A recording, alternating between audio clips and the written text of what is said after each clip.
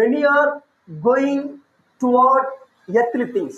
நிறைய பேரு உலக காரியங்களை தேடி போயிட்டு இருக்காங்க. They are not satisfied. அவங்க திருப்தி அடைகிறது இல்ல.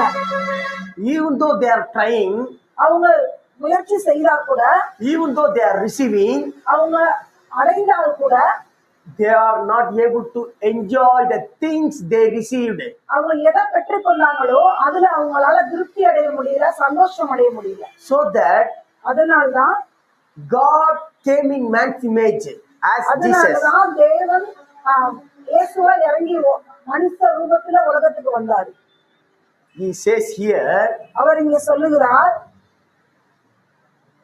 those who hunger, யாரெல்லாம் தாகமுள்ளவர்களா, பசி தாகமுள்ளவர்களா இருக்கிறாங்க, those who hunger for righteousness, யாரெல்லாம் நீதியின் மேல் பசி தாகமுள்ளவர்களா those இருக்கிறாங்களோ, who thirst for righteousness, யாரெல்லாம் தாகமா இருக்கிறாங்களோ, they will be நீதியின் மேல தாகமா satisfied. இருக்காங்களோ, அவங்கதான் திருப்தி அடைய முடியும். Hallelujah. Hallelujah. If you want to have satisfaction in your life, உங்க வாழ்க்கையில ஒரு திருப்தி அடையணும்னு நீங்க நினைச்சீங்கன்னா, if you want to have satisfaction on earthly things, உங்களுக்கு உலக காரியத்துல ஒரு திருப்தி உண்டாகணும்னு நினைச்சீங்க, உங்களுக்கு வேண்டும் என்றால், you have to hunger for righteousness. நீங்க நீதியின் மேலதான் பசி தாகமுள்ளவர்களா இருக்கணும்.